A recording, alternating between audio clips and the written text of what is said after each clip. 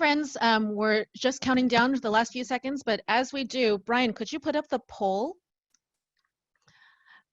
We just love to get a sense of who's in the room, and we're asking, how familiar are you with the origins, ethics, or goals of the climate and environmental justice movement in the United States? So with 1 being, I know what it is and not much else, and 10 being, I have firsthand lived experience.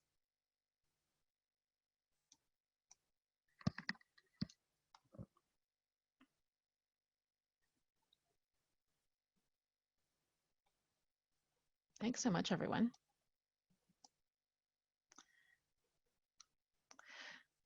We've got 276 people already signed in. That's good. And let's give it another 10 seconds.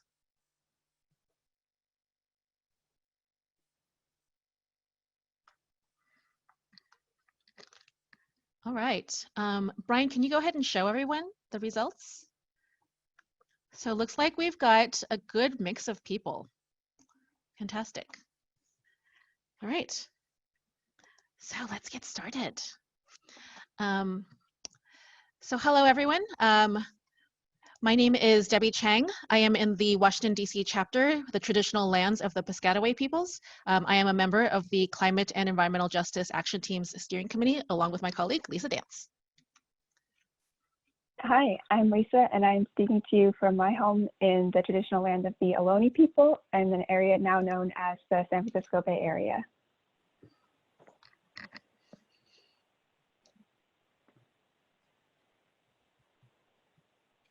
And those who have joined the Equity is the Answer session earlier today heard Nathaniel Smith draw the connections between the death of George Floyd and the pollution that disproportionately impacts Black and Brown communities. Police violence and environmental racism are both manifestations of the structures in our society that undervalue Black and Brown lives. And I highly recommend watching his talk because he goes into a lot more detail about this. I want to start with a couple of disclaimers. Lisa and I do not come from environmental justice communities. Ideally, in these presentations, we want people who are in EJ communities speaking for themselves. You'll see this later in the principles of self-determination and the right to participation. That said, we also don't want to ask EJ community members to do the labor of educating folks with privilege. So it's in that spirit that we lead this 101 session. A brief introduction of our Climate and Environmental Justice Action Team. It was started by CCL members who, while they're not from EJ communities, were activists in EJ circles. We thought that justice was too important of an issue to wait, so we needed to do the work of educating ourselves and fellow CCLers and staff on justice. And so we're holding this space for EJ community members who hopefully will eventually lead. And the last limitation of today, we're not going to be able to do everything in 30 minutes. So today will be very EJ 101. If you are already familiar with these principles, we ask for your patience and forbearance for people just entering the space. We want to acknowledge the challenge of providing a 101 space where people with privilege can learn and make mistakes. That's also safe for people who are impacted directly by these issues. We're almost certainly not going to get it perfect. We want to acknowledge that tension and hold it with us as we move forward today. And in that spirit, we'd like to talk about a couple of community agreements since we are planning to try to have a discussion today.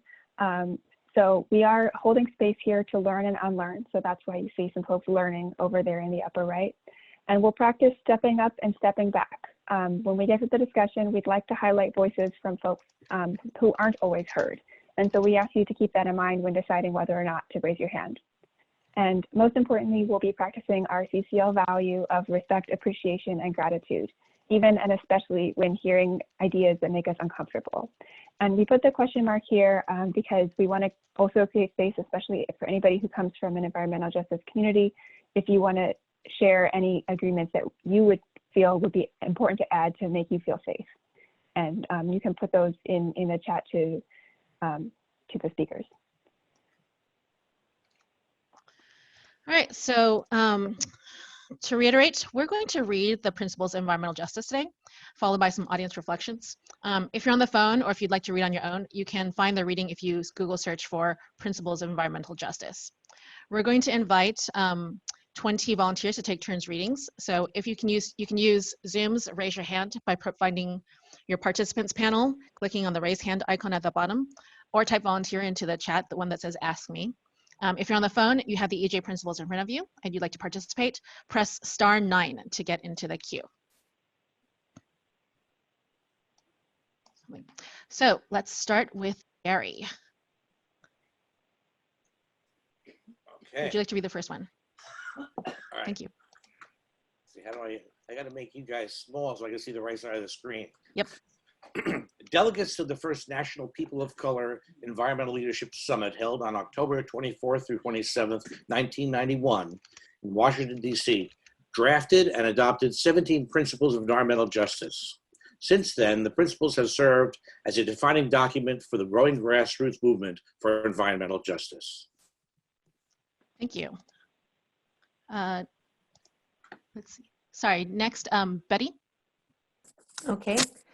We, the people of color, gathered together at this multinational People of Color Environmental Leadership Summit to begin to build a national and international movement of all peoples of color to fight the destruction and taking of our lands and communities, to hereby reestablish our spiritual interdependence to the sacredness of our Mother Earth. Thank you. And Tiffany. To respect and celebrate each of our cultures, languages, and beliefs about the natural world and our roles in healing ourselves. To ensure environmental justice, to promote economic alternatives which would contribute to the development of environmentally safe livelihoods. Thank you. Rob. All right, let's go with Matt Lambert.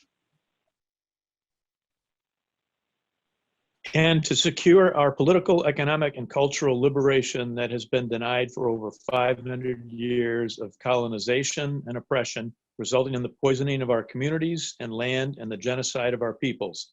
Do affirm and adopt these principles of environmental justice. And Rob. Thank you. Okay, thank you. One, environmental justice affirms the sacredness of Mother Earth, ecological unity, and the interdependence of all species, and the right to be free from ecological destruction. Thanks, Rob. Kate. 2, environmental justice demands that public policy be based on mutual respect and justice for all peoples, free from any form of discrimination or bias. Thank you. Linda? There we go. Sorry Yes. about that. No worries. Yep. Can you hear me now? Yes. Great. Environmental justice mandates the right to ethical, balanced, and responsible uses of land and renewable resources in the interest of a sustainable planet for humans and other living things. Okay, and Eleanor. Environmental justice calls for universal protection from nuclear testing, extraction, production and disposal of toxic hazardous waste and poisons, and nuclear testing that threaten the fundamental right to clean air, land, water, and food. Thanks, Eleanor. Debbie. Environmental justice affirms the fundamental right to political, economic, cultural, and environmental self-determination of all peoples. Thank you, Debbie. Ken? 6, environmental justice demands the cessation of the production of all toxins, hazardous wastes, and radioactive materials, and that all past and current producers be held strictly accountable to the people for detoxification and the containment at the point of production. Thank you, Ken. Next, can we have Lisa? Lathan, apologies. Can you hear me? Yes. Environmental justice demands the right to participate as equal partners at every level of decision-making, including needs assessment, planning, implementation, enforcement, and evaluation. Thank you, Lathan. Andrew. 8, environmental justice affirms the right of all workers to a safe and healthy work environment without being forced to choose between an unsafe livelihood and unemployment. It also affirms the right of those who work at home to be free from environmental hazards. Thank you. Gabby. Environmental justice protects the right of victims of environmental injustice to receive full compensation and reparations for damages, as well as quality health care. Thank you, Gabby. Diana? All right, 10. Environmental justice considers governmental acts of environmental injustice a violation of international law, the Universal Declaration on Human Rights, and the United Nations Convention on Genocide. Thank you, Diana. Anne? 11. Environmental justice must recognize a special legal and natural relationship of Native peoples to the U.S. government through treaties, agreements, compacts, and covenants, affirming sovereignty and self-determination. Thank you, Anne. Katie, I think is next. Number 12, environmental justice affirms the need for urban and rural ecological policies to clean up and rebuild our cities and rural areas in balance with nature, honoring the cultural integrity of all our communities, and provided fair access to the full range of resources. Thank you, Katie. Jess? 13. Environmental justice calls for the strict enforcement of principles of informed consent and a halt to the testing of experimental reproductive and medical procedures and vaccinations on people of color. Thanks so much, Jess. Moira? Number 14, environmental justice opposes the destructive operations of multinational corporations. Oh, thank you. And David?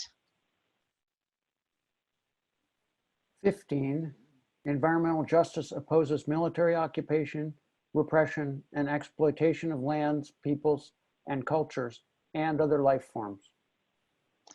Thank you, David. Montana?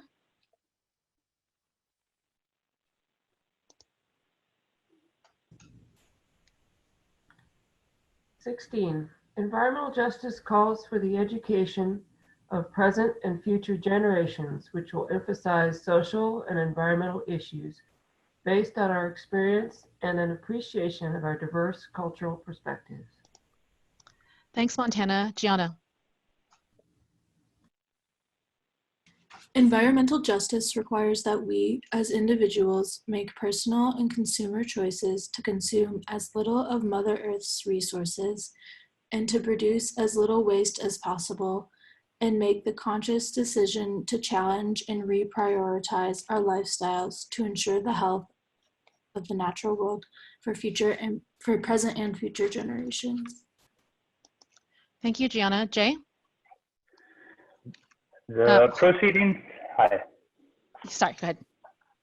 The proceedings to the first National People of Color Environmental Leadership Summit are available from the United Church of Christ Commission for Racial Justice, 475 Riverside Drive, Suite 1950, New York, New York, 10-11-15, Environmental Justice, Environmental Racism homepage. Thanks, everyone. Okay, so we're going to go to the next page, which has all of them. Some are, it's not all of them on one page. It's kind of small print, but we're going to put up a poll and to ask you to think about which of these resonated with you or made you think or ask questions. And unfortunately, apologies, Zoom limits us to 10 choices, so we're going to double up. So just pick one. Yeah. I believe you can pick more than one.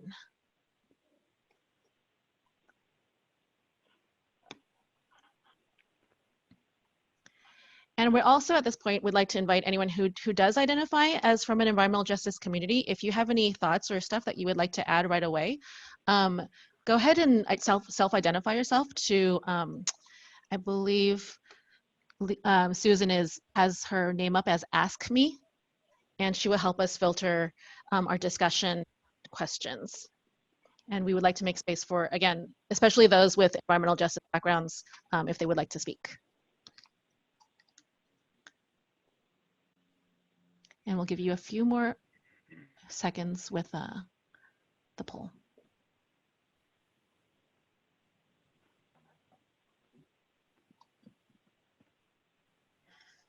It's amazing we have 500 people in this, and we're going to let at least half of you be able to answer these. What I'm seeing is that all the principles resonate with somebody, so that's pretty cool.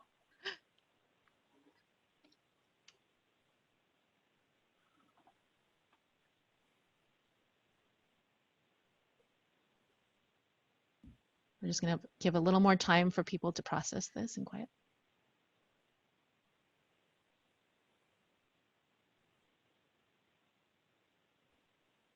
All right, let's close this poll in 15 seconds. Oops, sorry, or now. All right, so yes, thank you for sharing. Looks like the first 1, 2, 3, 4.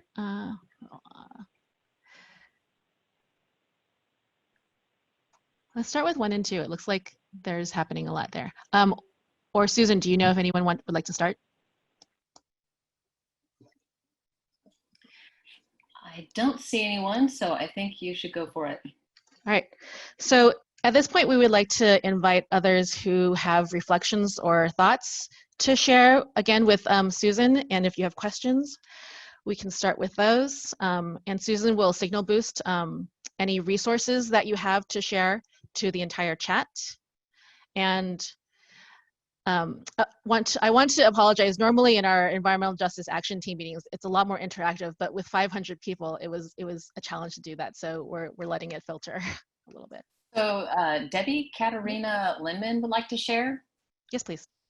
Yeah, I liked they're all good, these principles. Number 8, where it said, you know, you shouldn't have to choose between an unsafe livelihood and unemployment.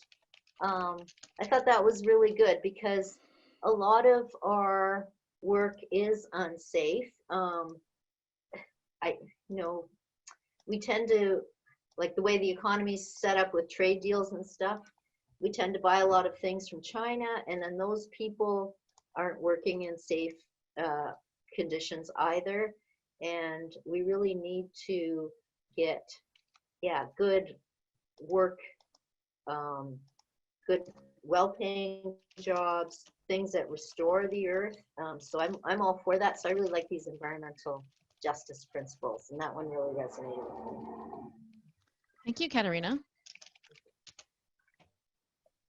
Anyone else have a reflection? Lathan Smalley has a reflection. Yes, please, Lathan. Unmute. There it is. I said number 17 because I think that really just encapsulates what all of them are saying.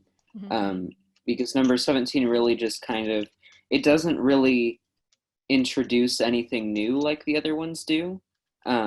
Like how some of them talked about nuclear waste, or some of them talked about discrimination, but number 17 really just took what everything else did and put it into one. Thanks, Lathan. Kiki has something to share from Seattle University. You're going to have to unmute yourself. Susan, are you able to find them to unmute them? It's hard. Let me see. Oh, here we go. Gotcha. You're good to go, Kiki. Thank you. Yeah, so I'm actually about to graduate with a major in environmental studies and kind of a focus on environmental justice. And I just think it's really interesting. A lot of these principles I actually haven't seen before, but I do recognize a lot of the similarities in like deep ecology, especially with like affirming the sacredness of Mother Nature and like unity among the people that live on Earth, and especially like making sure that we're doing everything that we can sustainably for everyone else. Yeah. Thanks, Kiki. Susan, go ahead with the next one. Yeah, Susan Baird-Joshi has something to share. I'm trying to unmute you, Susan. No avail. There we go. Oh, sorry. I guess I typed something in. Hello? Yes. Okay, sorry. I said that one thing in King County, Washington, that's the Seattle metropolitan area, is doing is strategic climate action plans. And it's a voluntary plans for cities in King County to adopt, and environmentally sound policies are critical to its foundation. And I think this relates to number 12. I find that people feel more empowered if they know that they can have an impact at their local level. You know, they can see that they're making efforts to make their air cleaner, their water cleaner. Native peoples in their area have better jobs and better livelihood. And if you think about it, everybody in the United States and maybe even the planet live in either an urban or a rural area, and they live in cities or suburbs or counties. And so, and those politicians and school districts and those elected officials and those politicians are often far more accessible than our elected officials at the federal level. So I think, if people look at their local efforts to do this, they can reach a collective tipping point, and then that will move a whole state or a region of states in the correct direction. So thank you. Thanks so much. Let's switch to a couple of people who have their hand raised in the queue. So let's go first with Rob.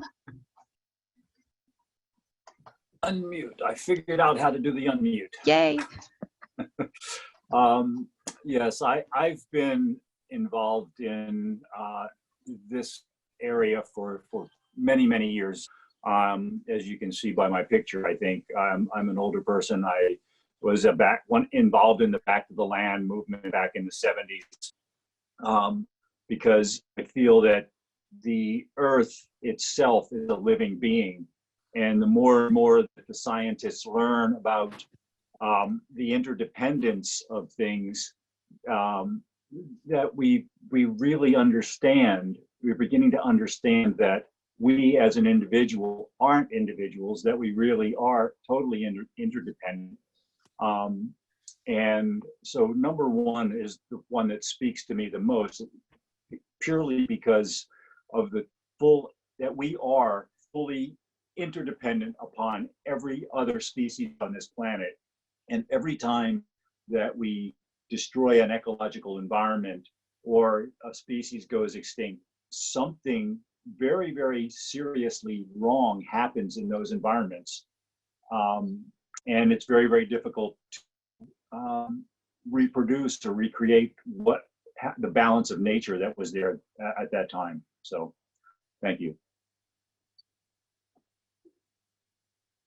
Sorry, I was muted.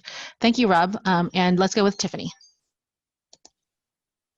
Yeah, I agree with everyone else, and I also wanted to say hi from the Puget Sound, King County, Snohomish area. I recognize that a lot of people are from this area, so hi everyone. I really resonated with number number 6. I think that everything that everyone buys, I don't know if anyone realizes, but there's a lot of toxins around there, and I don't feel that companies have the consumer in the best interest. There's always now I'm scanning all of the ingredients in everything that I buy, and even just looking for a rug to replace in my kitchen, I'm struggling to find a good material that's environmentally friendly, doesn't cause environmental impacts, and it's so expensive. And I can see that people are not able to afford cheaper things, and it also causes results in environmental injustice, where lower income people are just going to buy whatever is cheapest and has bad ingredients in there. All right. It's 4:05. We're stopping at 4:10, and we're going to share a couple of resources. So let's take one more from the chat and then one more hand raised if we can. And okay, Catherine Schossler in the chat. Let me see if I can find you and unmute you, Catherine. Hi, thank you. I'm speaking here from Alaska and Dena'ina lands, and I had heard Rob talk about 15, and really just resonates, living in a state where so many people are concerned about maintaining other life forms and the beauty of nature that is around us. Just really resonated, and I can't imagine living in a place where that isn't something that's just your day-to-day life, being able to live peacefully with other people and other life forms. So that one really, really resonated with me. Thanks, Catherine. Matt. Remember. Yes, number 12, I thought was very pertinent, and I'm glad to see that with the majority of folks of the population living in urban environments around the world for the most part, and oftentimes in coastal areas, I was glad to see those urban environments given some extra attention on these. I think a lot of folks think the environment is everything outside of cities. And you know, really the health concerns related to urban living play upon good attention and policy relating to the environment and ecology. Thanks, Matt. And let's have Bill with the last question or comment. Okay. Hello. Number 10. Excuse me. Number 10 is the one that struck me. I would like to see more attention to have a universal definition of genocide, because I think in many cases, some genocides aren't recognized because the word isn't defined. And some governments may think they're providing human rights to some people when they're actually causing genocide. So I think if we define the word better, we can act on these issues better. Thank you. All right, so Lisa. Thanks so much for that. Oh, and we already did that. So yeah, the next slide, this is a screenshot of the climate and environmental. Connected to. Phillies, I found two. Okay, thanks. This shows a screenshot of our Climate and Environmental Justice Action Team page on CCL Community. So if you would like to keep talking about these issues, because we have so many ideas and we had such little time, please join us on CCL Community. We have a forum that people post resources and thoughts in. So would love to see you there. Thank you. And if I can share my screen, the next thing that we're going to share is the Environmental Justice Toolkit. And here we go. So if you go to your action page and you find the Climate Environmental Justice Action Team, and if somebody could post that in the chat, that would be great. Scroll down to where it says Environmental Justice Toolkit. If you click on this, you can also search for Environmental Justice Toolkit. This is the page you'll get. Gives you a lot of ideas of finding out more.